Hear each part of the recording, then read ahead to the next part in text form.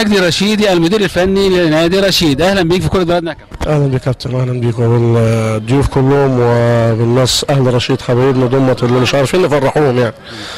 رغم الخسارة 1-5 على رشيد الا ان الاداء لم يتناسب مع امكانيات الفريق هذا العام.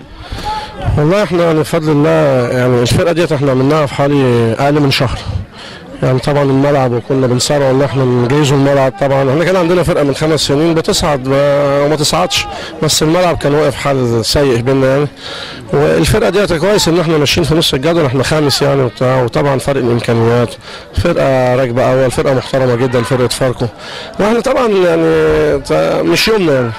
طبعا اللجون اللي دخلت تحس ان هم الثلاث في الشوط الاولاني الثلاث هجمات اللجون هم اللي دخلوا استثمروهم، واحنا جالنا ما استثمرناش، فدي الكوره يعني. موقف الدعم المادي لنادي رشيد.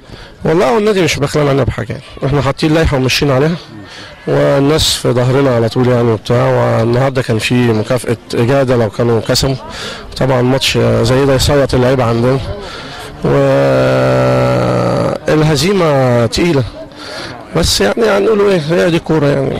بالتوفيق يا كابتن مجدي. ربنا يكرمك يا كابتن، ان شاء الله نشوفك بخير.